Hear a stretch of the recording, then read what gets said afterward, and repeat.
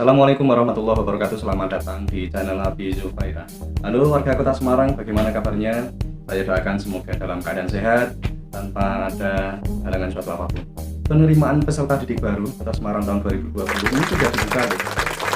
Ada 9 perbedaan PPD tahun ini dengan PPD yang sebelumnya yang harus Anda ketahui jika pada tahun ini putra-putri Anda masuk pada sekolah jenjang yang berikutnya, TK ke SD, SD ke SMP di lingkungan kota Semarang. Nah, apa saja 9 perbedaan dengan PPD yang sebelumnya? Mari kita bahas tuntas. Ya, supaya apa? Supaya PPD tahun ini panjenengan semua juga tidak kecewa ya, supaya dalam proses pendaftaran berjalan dengan lancar dan bisa sekolah di tempat yang panjenengan semua inginkan. Ya, tentunya itu harapan kita semua, ya kan?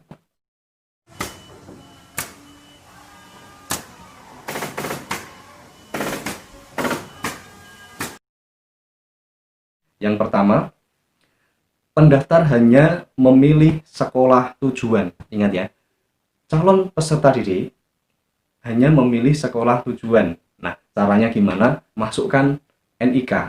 Masukkan NIK dan tanggal lahir. Dan ingat, tanggal lahir dengan NIK ini harus sinkron, ya harus valid. Harus betul, karena kalau ini salah, maka nanti tidak bisa masuk. Ya, dan harus sesuai dengan yang ada di database. Data Anda benar, kok tidak bisa masuk, segera ke Dinas Pendidikan untuk konfirmasi lebih lanjut. Barangkali data yang ada di database itu juga ada kesalahan, ya. Jauh-jauh hari dibenarkan terlebih dahulu. Tentunya ini berbeda dengan yang tahun sebelumnya, karena sebelumnya juga harus mengisi identitas, ya, kemudian prestasi dan lain sebagainya. Banyaklah yang harus diisi. Kalau untuk tahun ini simple. Perbedaan yang kedua, pendaftar pada jenjang SD itu nanti memilih 3 sekolah tujuan, ya, 3 sekolah pilihan pertama, kedua, dan ketiga. Kemudian yang jenjang SMP diberi kemudahan untuk memilih 4, ya, 4 sekolah. Sekolah pertama, pilihan kedua, 3, dan 4. Dan semua ini nanti seleksinya by system. Jadi jika kita mendaftar di sekolah yang pertama, ketika tidak lolos, ya, maka nanti langsung otomatis di sekolah yang kedua. Sekolah yang kedua itu tidak, ya ketiga, keempat. Yang keempat tidak masuk, ya sudah, persiapkan anak kita untuk sekolah di sekolah swasta, ya. Kemudian perbedaan yang ketiga, setelah calon peserta didik mengisi sekolah tujuan, yang SD ada 3 pilihan, yang SMP itu ada 4, kemudian ketika disimpan data, nah pilihan-pilihan ini tidak bisa dirubah. Jadi perhitungkan matang-matang, terapkan strategi Anda untuk memilih sekolah mana yang menurut Anda paling relevan. Perbedaan yang keempat, pada tahun ini, ya, pada tahun ini sekali lagi tidak ada proses verifikasi. Perbedaan yang kelima, tidak ada cabut berkas, ya.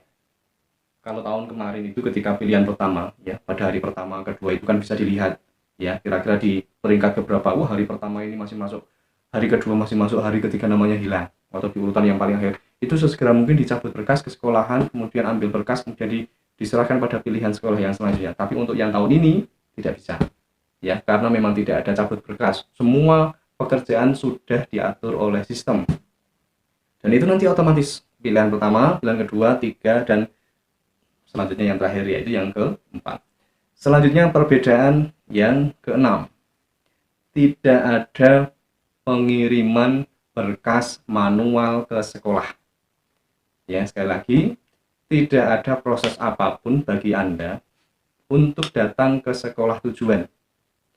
Kalau memang Anda merasa kesulitan, ya, dalam proses pendaftaran peserta didik baru ini, maka bisa menghubungi pihak sekolah asal, ya, untuk dibantu didaftarkan secara online, bagaimana prosedurnya biar dilaksanakan oleh sekolah asal. Nah, ini menjadi perbedaan yang ke-7. SD memberikan fasilitasi pendaftaran online bagi para alumninya, ya, untuk mendaftar di sekolah tujuan.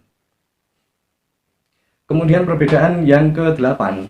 Nah, jika sebelumnya tahun-tahun sebelumnya yang dipakai adalah nilai ujian sekolah, ya, nilai ujian sekolah. Untuk yang tahun ini, ya, karena ujian sekolah sudah tidak dipakai lagi, maka nilai UAS BN yang SD ini sebagai gantinya menggunakan nilai rapor semester 1-2 pada kelas 4, kelas 5 semester 1-2, dan yang kelas 6 semester 1. Jadi ada 5 semester. Nah, ini nanti di rata-rata. Nah, ini ketiga mapel ini, bahasa Indonesia, matematika, IPA, nah nanti di rata-rata ditambahkan dengan nilai zonasi. Nilai zonasi ditambah dengan nilai prestasi. Dan ditambah dengan nilai lingkungan kalau ada. Jadi ada 4 kategori ya, zonasi, kemudian nilai rapor, nilai prestasi, dan nilai lingkungan. Ini yang dipakai untuk yang jenjang SMP. Ya, jadi untuk tahun ini yang dipakai adalah nilai rapor. Dan tentunya sudah pada tahu semua karena sudah pengumuman SD ya, tanggal 15 kemarin. Nah, kemudian untuk yang terakhir, perbedaan yang terakhir, untuk status miskin, nah ini yang sebelumnya menjadi perdebatan. Untuk status miskin ini, data yang diakui ini bersumber dari database PIP dan Dinsos. Jadi untuk status miskin di luar data ini tidak diakui. Nah, itu ke-9 perbedaan yang harus kita ketahui pada tahun ini, tahun 2020, supaya proses pendaftaran anak-anak kita ya berjalan dengan lancar, sesuai dengan harapan. Saya doakan semoga putra-putri Anda semua bersekolah di sekolah yang mereka inginkan, yang mereka idam-idamkan, ya, meskipun dalam kondisi saat ini yang terpaksa harus belajar dari rumah. Demikian informasi yang dapat saya berikan, meskipun sedikit, semoga bermanfaat, ya, terutama untuk proses pendaftaran putra-putri panjenengan semua. Semoga sukses, semoga berhasil. Wassalamualaikum warahmatullahi wabarakatuh.